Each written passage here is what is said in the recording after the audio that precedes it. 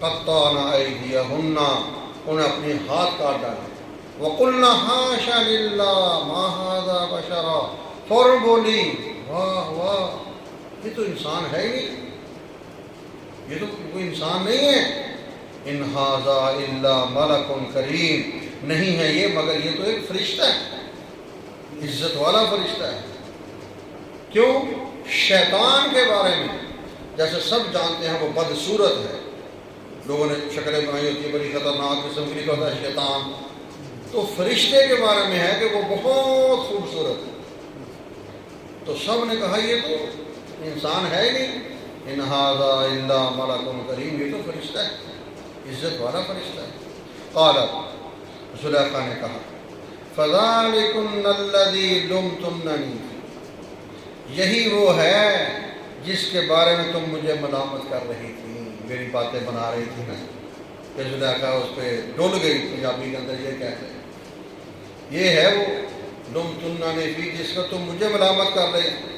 وَلَقَدْ اب سنو، وَلَقَدْ رَاوَدتُّهُ عَن نَفْسِهِ، پیچھے زلیخا نے انکار کیا تھا، میں نے نہیں چھیڑا، اس نے مجھے چھیڑا تھا، اب اقرار کر رہی ہے۔ وَلَقَدْ رَاوَدتُّهُ عَن نَفْسِهِ، عورتوں کے سامنے میں نے ہی اس کو پھسلانے کی کوشش کی، فَاسْتَعْصَمَ، لیکن اس نے اپنے آپ کو بچا لیا، اس نے اپنی حفاظت کر لی، میں نے تو کوشش کی تھی پوری، اور ساتھ کہہ دیا وَلَئِن لَّمْ يَفْعَلْ مَا آمُرُهُ لَيُسْجَنَنَّ، سمجھو اگر اس نے ایسا نہ کیا جو میں اس کو حکم دے رہی ہوں تو میں اس کو گرفتار کراؤں گا۔ کیا مطلب؟ میں دوبارہ بھی حملے کروں گا، اشارہ یہ کر دیا کہ میں دوبارہ پھر کوشش کروں گا، اگر اس نے میری بات نہ مانی گرفتار ہو، لَيُسْجَنَنَّ وَلَيَكُونًا مِّنَ الصَّاغِرِينَ، اور پھر یہ بے عزت لوگوں میں سے ہوگا۔ یہ تو اس کی خواب خیالی تھی، عزت اور ذلت کا مالک کون ہے؟ اللہ ہے۔ قُلِ اللَّهُمَّ مَالِكَ الْمُلْكِ تُؤْتِي الْمُلْكَ مَن تَشَاءُ وَتَنزِعُ الْمُلْكَ مِمَّن تَشَاءُ وَتُعِزُّ مَن تَشَاءُ وَتُذِلُّ مَن تَشَاءُ بِيَدِكَ الْخَيْرُ، مدعی لاکھ برا چاہے کیا ہوتا ہے، وہی ہوتا ہے جو منظور اللہ ہوتا ہے۔ یہ تو اس کی خواب خیالی تھی کہ میں اس کو گرفتار کراؤں گی، بے عزت ہوگا، فلاں ہوگا، یہ ہوگا، بھائی کوئی ایسی بات نہیں، لَيُسْجَنَنَّ وَلَيَكُونًا مِّنَ الصَّاغِرِينَ۔ لیکن اتنی بات سمجھ آ گئی سب کو کہ اسی نے سب کچھ کیا، یہ جو پہلے جھوٹ بول رہی تھی کہ یوسف علیہ السلام نے کیا ہے، میرے بارے میں ارادہ کیا، سب ختم ہو گیا۔ یوسف علیہ السلام نے جب یہ باتیں سنی، وہ وہاں کھڑے ہوئے تھے، یہ ساری بات چیت آپس میں ہو رہی تھی عورتوں کی۔ قال، یوسف علیہ السلام نے کہا، ربی، اے میرے پروردگار، السجن احب الی، مجھے گرفتار ہونا پسند ہے، مما یدعوننی الی، اس ارادے سے یا اس کام سے جس کی طرف یہ مجھے بلا رہی ہے۔ کہتے ہیں جب اس نے یہ بات کہی نا زلیخا نے، تو ساتھ جتنی عورتیں جمع تھیں انہیں تائید کی، قرآن کا لفظ کہہ رہا ہے کیونکہ یدعونا جمع کا صیغہ ہے کہ جس کی طرف یہ ساری مجھے بلا رہی ہے، حالانکہ بلانے والے تو زلیخا تھے، لیکن اللہ پاک نے جمع کا لفظ لایا کہ یا اللہ میں گرفتار ہونا پسند کرتا ہوں، مجھے یہ محبوب ہے اس کام سے جس کی طرف یہ ساری مجھے دعوت دے رہے ہیں، کیونکہ سب نے کہا تھا پھر پترا تو گول کے ہی مانتا، وہ تیری وزیر سردار نہیں، تیری ملکہ ہے، یہ ہے مالکہ ہے، فلاں فلاں، تو اللہ سے کہا یا اللہ میں گرفتار ہو جاؤں لیکن اس سے مجھے بچا، ساری اکٹھی ہو گئی، اور ساتھ یہ کہا توجہ کریں وَإِلَّا تَصْرِفْ عَنِّي كَيْدَهُنَّ أَصْبُ إِلَيْهِنَّ، اے اللہ اگر تو نے مجھ سے ان کے مکر کو، ان کے جو کیا کہتے ہیں فریب ہیں، ان کا جو طریقہ کار ہیں، جو ان کی چالیں ہیں، اگر تو نے مجھ سے نہ پھیری، أَصْبُ إِلَيْهِنَّ، ہو سکتا میں بھی مائل ہوں، بچانے والا تو ہی۔ دیکھو نا پیغمبر کس کے آگے ہاتھ پھیلا رہا ہے؟ اللہ کے آگے۔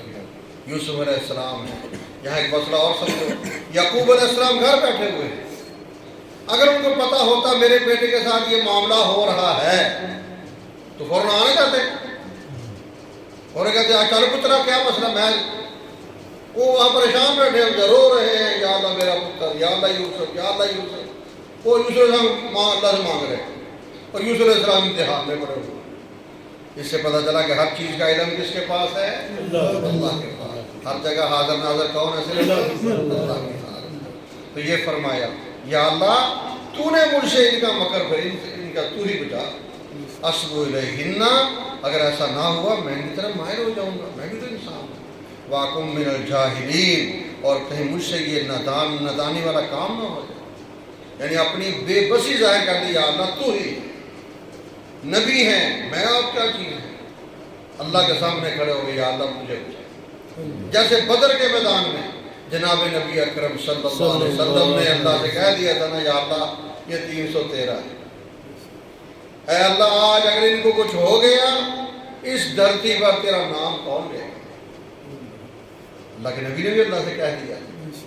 تو بہرحال واقم من الجاہلین. تو جو کہتے ہیں اس سے یہ پتہ چلا کہ یوسف علیہ السلام جو گرفتار ہوئے تھے نا، یہ خود اللہ سے مانگی گرفتاری جیل، ورنہ اللہ پاک کوئی اور رستہ بھی بنا سکتے تھے. شرعی مسئلہ سمجھو. احادیث میں آتا ہے ایک صحابی آئے، یا رسول اللہ علیہ وسلم جی دعا مانگی، کیا؟ اے اللہ مجھے صبر کی توفیق دے. اوہو کیا کہہ رہے ہو، مصیبت مانگ رہے ہو؟ نہیں یا رسول اللہ صبر مانگ. وہ صبر مصیبت پر ہی ہوگا نا. آپ نے دوسرے لفظوں میں مصیبت مانگی ہے، آپ یہ کیوں نہیں کہہ رہے یا اللہ عافیت کا معاملہ ہو، عافیت مانگو اللہ تعالیٰ سے. یعنی ایسی اپنی طرف سے کیوں چیز مانگ رہے ہیں؟ اس لیے بندہ کبھی بار ایسا حالات بنتے ہیں لیکن بندہ اپنی زبان پہ کنٹرول رکھے. کہتے ہیں فاستجاب لہ، اللہ نے ربہ یوسف علیہ السلام کی دعا کو قبول کر. فصرف عنہ کیدہن، اور ان کے جو طور طریقے تھے، جو ان کا فریب تھا، پیچھے کر دیا. انہ هو السمیع العلیم، وہ سننے والا ہے جاننے والا ہے. ثم بدا لہم من بعد ما رأوا الآیات، پھر ان کے لیے ظاہر ہو گیا، یعنی وہ عزیز مصر کے لیے اس کے بعد انہوں نے نشانیاں دیکھ چکے تھے. نشانیاں کیا دیکھی تھی؟ ایک تو وہ بچہ بولا، اس سے پتہ چلا کہ یار قصور بیوی گئی ہے. ایک وہ کرتا دیکھ لیا، اس سے پتہ چلا قصوروار یہ ہے. یہاں پر اس نے خود اقرار کر دیا ساری عورتوں کے سامنے. ساری یہ نشانیاں تھی کہ قصوروار میری بیوی ہے. جب نشانیاں دیکھ لی پھر کہا لوگوں نے تو بدنام کرنا ہی کرنا ہے، کیوں نہ ہو اس کو گرفتار کرا دیں یوسف علیہ السلام، تاکہ لوگوں کی زبانیں تو چپ ہوں نا. ثم بدا لہم من بعد ما رأوا الآیات، پھر ظاہر ہو گیا اس عزیز مصر کے لیے اور باقی اس کے ساتھ جو دوست احباب تھے، جب نشانیاں دیکھ چکے، لَيَسْجُنُنَّهُ حَتَّىٰ حِينٍ، ایک وقت تک اس کو گرفتار کرتے ہیں. یوسف علیہ السلام کو گرفتار کرتے ہیں، پھر بعد ان کو رہائی دیں گے. جب معاملہ پھپ جائے گا، چپ خاموش ہو جائیں گے، پھر ہم کہیں گے چلو ٹھیک ہے رہا کر دو. اس سے پتہ چلا کہ دیکھو یوسف علیہ السلام کو بلا وجہ گرفتار کیا جا رہا ہے. سارے واقعات آپ پورا سامنے آپ کے آ چکا ہے. کئی دلیلیں آ چکی ہیں کہ قصور ان کا نہیں، قصور عورت، لیکن ناجائز طور پہ ان کو جیل میں ڈالا گیا. اللہ ہم سب کی حفاظت فرمائے. اللہ پاک قرآن پاک کی سمجھ اور عمل نصیب فرمائے.